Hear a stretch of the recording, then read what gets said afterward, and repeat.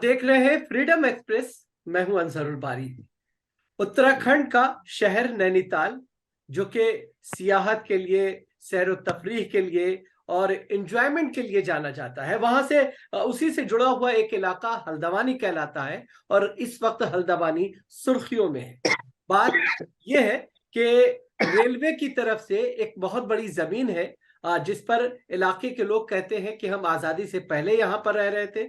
और अब रेलवे की तरफ से ये कहा जा रहा है कि ये जमीन उनकी है, और इस चीज को लेकर के ये पूरा मामला हाई कोर्ट पहुंचा। और हाई कोर्ट की तरफ से ये फैसला हुआ कि उस पूरे इलाके को खाली कराया जाए, जिसकी वजह से तकरीबन 450 मकानात ढाए जाएंगे। और 1 हफ्ते का अल्टीमेटम दिया गया है, और कहा यह गया है कि 1 हफ्ते के अंदर अंदर इस पूरे इलाके को खाली कर दिया जाए, जिसकी जद में तकरीबन 50,000 लोग जो है इस पूरे, अगर ये कार्रवाई अंजाम दी जाती है तो तकरीबन 50,000 से अधिक लोग इसका दंश झेलेंगे। इससे जो है उनकी दिक्कतों का सामना होगा। हम आपको बताएं कि चूंकि जिस बड़े पैमाने पर ये तमाम चीजें हो रही हैं, जाहिर है कि तकरीबन 29 एकड़ का ये पूरा इलाका है। रेलवे की तरफ से ये कहा गया है कि ये पूरी जमीन उनकी है, लेकिन रेवेन्यू डिपार्टमेंट की तरफ से भी एक अपील दायर की गई थी 2017 में, और जिसमें ये दावा किया गया था कि ये जमीन उनकी है। और रेलवे की तरफ से ये कहा जाता है कि उनकी जमीन कितनी है ये अभी तय नहीं है। लेकिन हाईकोर्ट का फैसला आया है, जिसको लेकर के कई तरह के सवाल खड़े हो रहे हैं। लेकिन आज हम आपसे ये तमाम चीजें जानने की कोशिश करेंगे कि सरकारों का काम होता है रोजी, कपड़ा और मकान मुहैया कराना, न कि लोगों के घरों को उजाड़ना। अगर इस तरह की स्थिति पैदा हो जाती है तो सरकारों की जिम्मेदारी भी बढ़ जाती है। ठिठुरती ठंड है। तमाम लोग जो है इस वक्त हल्द्वानी की सड़कों पर उतरे हुए हैं। हजारों की संख्या में लोग सड़कों पर हैं। सरकार से मांग कर रहे हैं, अदालत से कह रहे हैं कि वो अपने फैसले पर नजरसानी करे। अब ये पूरा मामला सुप्रीम कोर्ट की तरफ आ गया है। तो हमारे साथ इस वक्त 4 खास मेहमान मौजूद हैं। हमारे साथ बदरुद्दोजा नकवी साहब, जो कि रिटायर्ड जज हैं, वो हमारे साथ हैं। उनका बहुत बहुत स्वागत करते हैं। हमारे साथ Indian Muslim for civil rights के national general secretary doctor Azam Baig साहब हैं, वो हमारे साथ हैं। हम उनका बहुत बहुत स्वागत करते हैं। हमारे साथ उत्तराखंड की राजनीति का एक बड़ा चेहरा और पूर्व सांसद, कांग्रेस के वरिष्ठ नेता प्रदीप टम्टा साहब मौजूद हैं। साथ ही साथ हमारे साथ मजहर नईम नवाब साहब भी मौजूद हैं, जो खुद हल्द्वानी के रहने वाले हैं और भारतीय जनता पार्टी के सीनियर नेताओं में आपका शुमार होता है। तो सबसे पहले मजहर साहब, हम आप ही के पास आना चाहेंगे। एक तरफ ह्यूमैनिटेरियन ग्राउंड है और दूसरी तरफ अदालत का फैसला है। जाहिर है कि सत्ता आपके पास है, राज्य में बीजेपी के पास सरकार है। आखिर ये हो क्या रहा है कि सिर्फ और सिर्फ जो मुस्लिम परिवार हैं उनके घरों को जो है पॉइंट आउट करके ये कहा जा रहा है कि आपके घरों को डेमोलिश किया जाएगा। आखिर स्थिति क्या है, आप बताइए। देखिए, ये सारा मामला जो है 2007 से जी एक हाई कोर्ट का एक तरफा उस मकानों का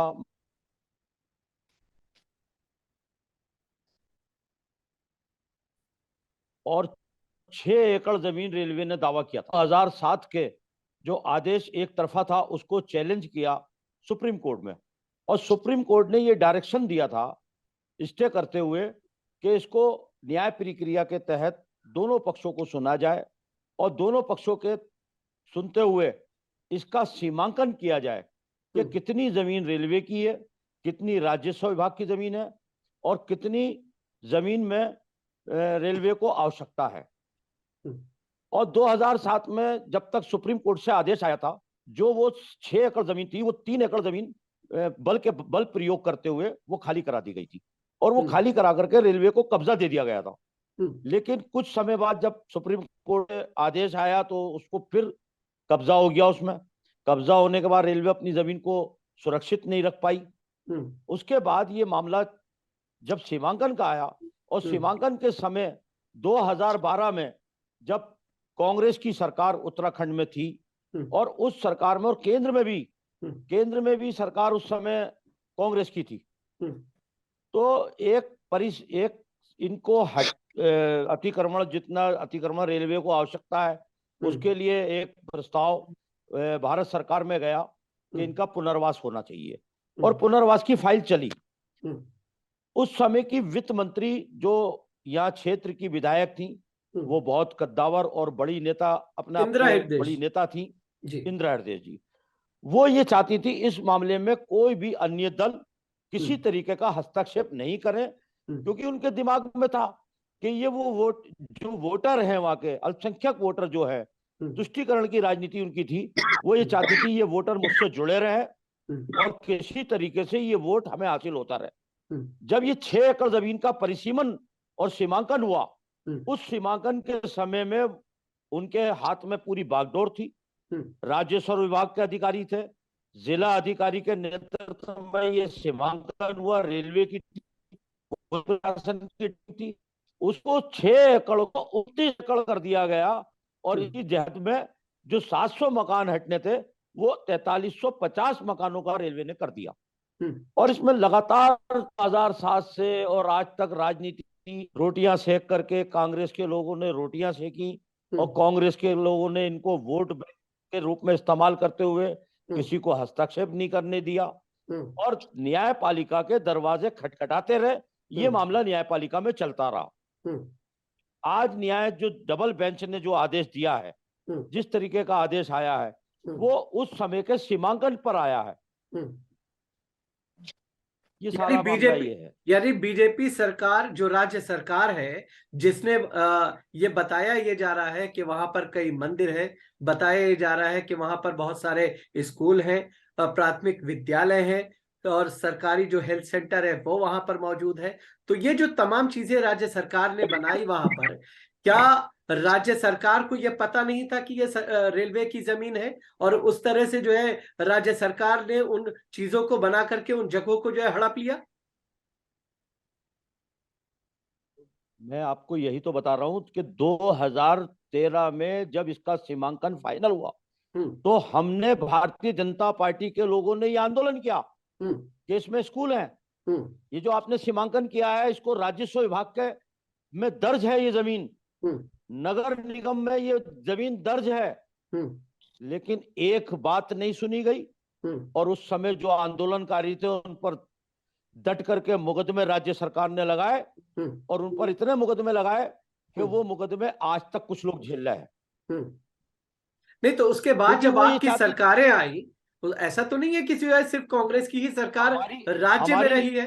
नहीं, हमारी सरकार, बिल्कुल हमारी सरकार 2017 में आई, और जो मामला डबल बेंच में चल रहा हो, और उसमें लगातार पैरोकार के रूप में सुमित हृदयेश, इंदिरा हृदयेश, इनका परिवार उस सीमांकन को लेकर के या रेलवे से मुकदमेबाजी करने को लेकर के हस्तक्षेप, न्यायपालिका में अपने वकील खड़े करने, और सरकार से इन्होंने कोई मदद नहीं मांगी। और उस सरकार के सामने नेता प्रतिपक्ष थी वो 2017 में, उनको चाहिए था कि नेता प्रतिपक्ष होते हुए विधानसभा में इस मामले को उठाया जा सकता था, सरकार के समक्ष रखा जा सकता था। अच्छा, एक सवाल आपसे ये पूछना चाहेंगे, जैसे कि रिपोर्ट्स आ रही हैं सामने, और खुद हमारे अपने लोग वहां पर गए, उन्होंने तमाम चीजों को देखा है। जो मकान डेमोलिश किए जा रहे हैं ऑर्डर के तहत, वहां पर लाल जो निशान लगाए गए हैं डेमोलिशन के लिए, वो चुन चुन करके मुस्लिम जो है मुसलमानों के मकानों को किया गया है। ये कौन सी मानसिकता है? नहीं नहीं नहीं, ऐसा है, ये आपको गलत बताया किसी ने। वहां पर साहू परिवार के लोग भी इंदिरा नगर में रहते हैं, वहां गुप्ता परिवार के लोग भी रहते हैं, और मस्जिद, अगर मस्जिद में निशान लगा है वक्फ की जगह में, तो मंदिर पे भी निशान लगा है। ये सोचना गलत है कि खाली मुस्लिम समाज के लोगों पे निशान लगा है, और वहां 1000 से ऊपर 1000 लोग जो हैं, लगभग 1000 मकान गैर मुस्लिमों के भी हैं, ऐसा नहीं है। जिन पर निशान लगा है वो भी रेलवे की जद में है, और उनके द्वारा भी अपील एडमिट की गई है लोअर कोर्ट में, जो रेलवे ने बेदखल किया है, और उन अपीलों का एडमिशन हुआ है। तो ये कहना तो गलत है, अपील में किस तरीके से आए नोटिस उनको भी जारी किए गए। अच्छा टमटा साहब, हम आपसे चीज को समझना चाहेंगे। सीधे तौर पर मजहर साहब का ये कहना है कि कांग्रेस ने तमाम चीजों को जो है बिगाड़ा है। ठीक है, अगर वो चाहते तो इस तरह के हालात पैदा नहीं हो सकते थे, अगर वो कांग्रेस थोड़ा सा अक्लमंदी का मुजाहरा करती। हम ये चीज समझना चाह रहे हैं कि सरकारों का काम रोजी रोटी कपड़ा मकान ये तमाम चीजें उसके एक बुनियादी राइट में एक इंसान के आता है। ऐसी स्थिति में किसने क्या कहा किसने क्या नहीं कहा, इसमें हम जाने से पहले हम ये समझना चाहेंगे कि क्या ये सरकारों की जिम्मेदारी नहीं है। ठीक है, अगर किसी सरकार ने गलत किया तो आप भी आकर के गलत करेंगे। देखिए, बुनियादी सवाल है। जी मजहर साहब भी कह रहे थे, जी। पिछले 8 साल से हम्म प्रदेश में हम्म और देश में हम्म भारतीय जनता पार्टी की सरकार है। हम्म और ये मामला आज का नहीं है, हम्म उनके जानकारी में पहले भी है। हम्म विवाद ये भी है कि उस जमीन पर रेलवे अपना दावा करती है, हम्म कुछ जमीन पर रेवेन्यू प्रशासन अपना दावा। हम्म लगभग 5,000 परिवार हैं, लगभग 40 से 50,000 परिवार। हम्म कोर्ट का आया है, हम्म भारत के संविधान के अनुसार हम्म ये हाई कोर्ट का निर्णय अंतिम नहीं है। हम्म जैसा कि पीछे सुप्रीम कोर्ट में गए, हम्म सवाल बुनियादी सवाल है। हम्म पिछले 60-70 सालों से हम्म हल्द्वानी शहर के सबसे गरीब वर्ग के लोग, हम्म जिसमें माइनॉरिटी मुस्लिम है, हम्म जिसमें अन्य गरीब परिवारों के हैं, जो भी वंचित तबके के लोग हैं, हम्म वो लंबे समय से वहां पर रह रहे हैं। हम्म जमीन में स्कूल भी है, हम्म उस जमीन पर अस्पताल भी है, हम्म तमाम सरकारी अधिकारियों को मालूम भी है। हम्म पिछले 1-1.5 साल पहले हल्द्वानी नगर निगम ने अतिक्रमण के द्वारा यहां से लोगों को हटाने की फिर कोशिश की। हम्म बुनियादी सवाल है, और हम्म जो वहां के लोग मांग भी कर रहे हैं, अगर थोड़ी देर के लिए मान कह रहे हैं, ये अतिक्रमण आज का नहीं है, लंबा है, एक बड़ी समस्या है, जिसको अजहर साहब भी कह रहे हैं कि बड़ी मानवीय समस्या भी है। हम्म आखिरकार राज्य सरकार का ये दायित्व तो नहीं था, हाईकोर्ट का तो निर्णय आया था। बहुत से मामलों में जब हाईकोर्ट के निर्णय आम लोगों के जनता के पक्ष में नहीं होते, तो हम अंतिम दरवाजे के रूप में देश की सबसे बड़ी अदालत में गए। क्या राज्य का दायित्व नहीं था कि हाई के निर्णय के खिलाफ देश के सुप्रीम कोर्ट में जाते हैं, वक्त मांगते? क्या ये राज्य का दायित्व नहीं है कि ये इतने 5,000 परिवार अचानक बेदखल होने के करीब में है, सब गरीब वर्गों से हैं, सरकार दावा कहती है सबका साथ सबका विकास सबका विश्वास, इन लोगों के लिए कोई वैकल्पिक व्यवस्था की जाती? लोग भी करेंगे, हम अगर हमारे लिए वैकल्पिक व्यवस्था होती है तो हम जाएंगे। राज्य का दायित्व है, आपकी जनता है, आपके लोग हैं, और ये वो लोग हैं, बिना इन लोगों के हल्द्वानी शहर में नहीं चल सकता।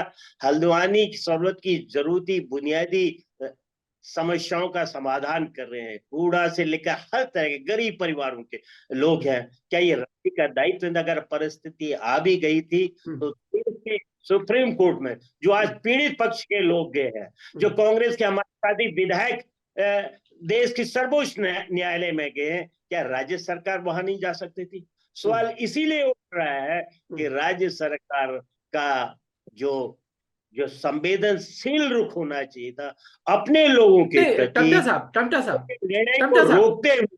टमटा साहब अब समझने ये चाहेंगे, देखिए बीजेपी ने क्या किया, कांग्रेस क्या कर रही है, मैं उसमें कांग्रेस कही ने नहीं क्या रहा हूं। किया। जी जी, यहाँ मैं इस वक्त जो है मैं यहाँ हजारों लोग खुले आसमान के नीचे 4 डिग्री हाँ, टेम्परेचर के उसमें बाहर खड़े हुए हैं, लोग परेशान हैं, सरकारों को ये चीज नहीं दिख रही है। नहीं अंजय भाई, मैं वही सवाल पर हाँ आपको, मेरी बात को आप सुनिए जी। कि निर्णय का तो हाईकोर्ट का था। हाईकोर्ट के निर्णय से अचानक जाड़ू में आप 5,000 परिवारों को, मतलब 40 से 50,000 लोगों को आप एक हफ्ते के अंदर क्या कहते हैं खाली करने दे, जिसमें बच्चे हैं, जिसमें आपके स्कूल है। भूमि में विवाद है कि रेलवे की कितनी है, राजस्व की कितनी है, ये भी अंतिम निर्णय नहीं है। ये तो हाईकोर्ट का निर्णय है। तो पहला अगर राज्य का संवेदनशील होती है, वो गरीब जनता के पक्ष में होती है। अगर वो मजहब न देखती तो सबसे पहले हाईकोर्ट के ऑर्डर को चैलेंज करने के लिए सुप्रीम कोर्ट में जाती, वहां अपना अल्टरनेटिव प्रोग्राम थी। लोग भी तो वहां के लोग कर रहे हैं। बिल्कुल, ठीक है, ये मामला अब सुप्रीम कोर्ट चला गया है। एक मिनट, मैं वही तो मैं कह रहा हूँ, एक सवाल करना चाहता हूँ। एक मिनट, आपने अपनी एक मेरे बात की, सवाल मैंने का जवाब, टोका नहीं। एक मिनट, आपने आपसे अपनी एक ही बात सवाल की, का जवाब मैं टोका देना नहीं। चाहता हूँ। टमटा साहब, एक रिएक्शन ले लेंगे। राज्य सरकार का दायित्व नहीं एक था मिनट, कि देश की सर्वोच्च न्यायालय में वो जाती, एक छोटा सा सवाल कि ठीक है, हमको टमटा समय साहब, दी। मैं टमटा बिल्कुल साहब, सही आपकी एक बात का बात जवाब दे जी रहा हूँ। जी जी बताइए। मजहर साहब, 2014 में, हाँ जी हाँ, मैं वही सवाल कर रहा हूँ आपकी बात का।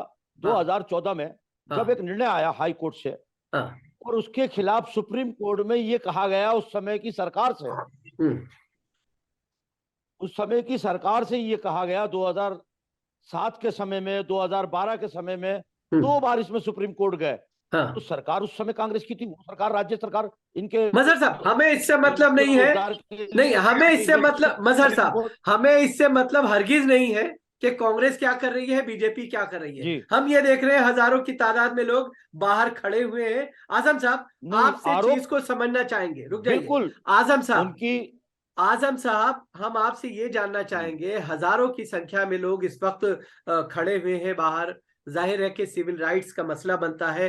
पब्लिक अभी तक ये तय नहीं है कि रेलवे की कितनी जमीन है, रेवेन्यू की कितनी जमीन है, नजूल की कितनी जमीन है, लोगों की कितनी जमीन है। फैसला आ गया है और जाहिर है कि अब यह मामला सुप्रीम कोर्ट में है। आप IMCR, Indian Muslim for civil rights के सेक्रेटरी जनरल हैं ऑल इंडिया, क्या जिम्मेदारी बनती है आपकी?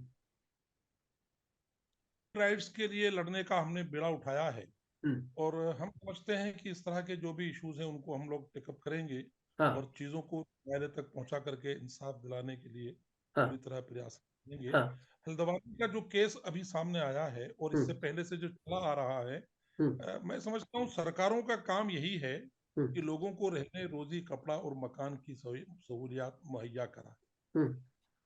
ये अगर सरकारें इस तरीके से लोगों को डिमोलिश करके सड़कों पर लाने का काम करेंगी और न्यायालयों को उसके लिए इस्तेमाल करेंगी, तो मैं समझता हूं कि ये चीज इंसाफ के भी खिलाफ है, मानवता के भी खिलाफ है और न्याय के भी खिलाफ है।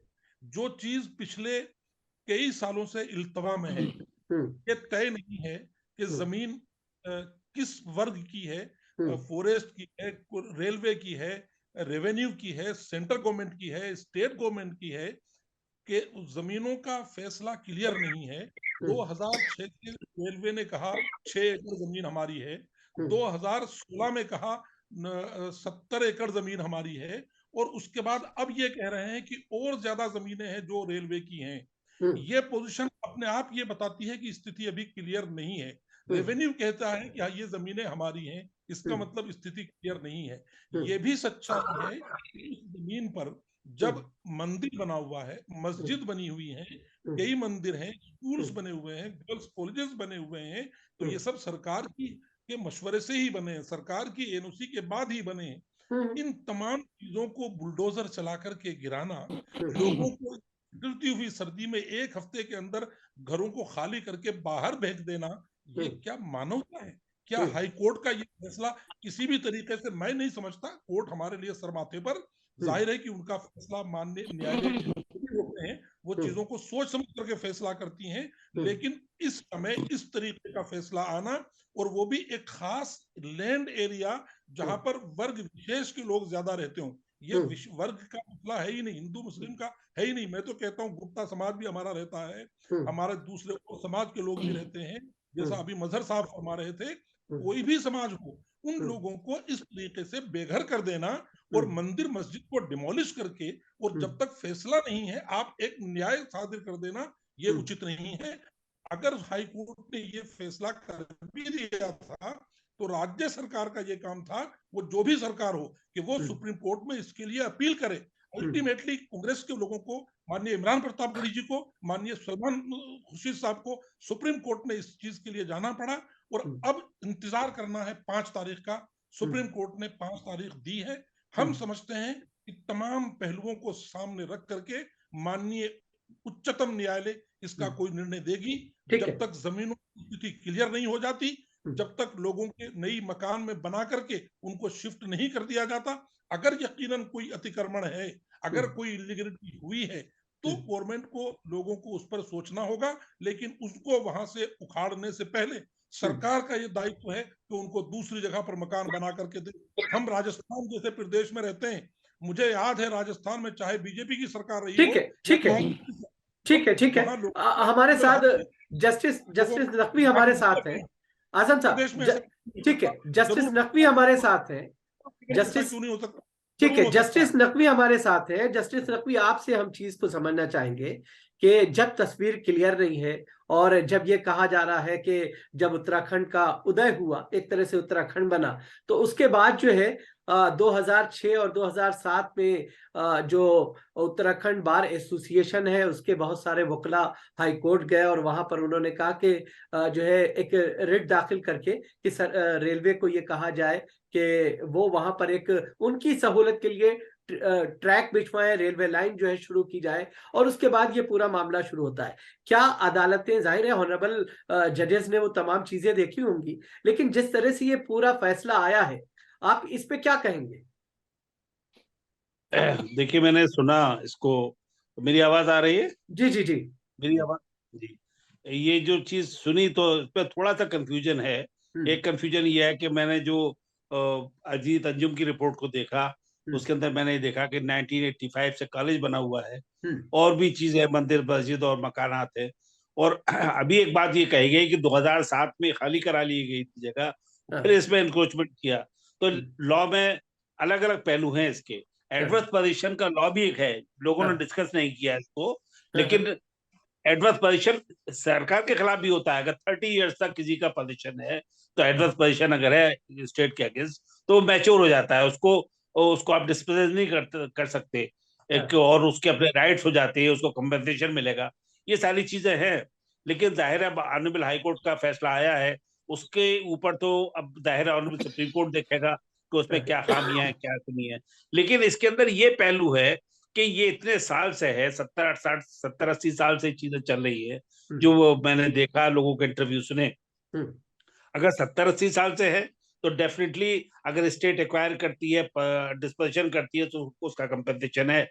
लेकिन अगर 2007 से है, सिर्फ 15-17 साल हुए हैं लोगों को कब्जा किए हुए, इनक्रोच किए हुए, तो वो ट्रेसपासर की डेफिनेशन में आ जाएंगे, और ट्रेसपासर को कभी भी निकाला जा सकता है। तो इसके अलग अलग पहलू हैं, दो अलग अलग डायमेंशन है प्रॉब्लम की। तो इसके बारे में मैं थोड़ा सा कोई भी कमेंट करने में अपने आप को कासिर पाता हूँ कि वैसे जज में रहा हूँ, तो इन सब पहलुओं को देखना होगा।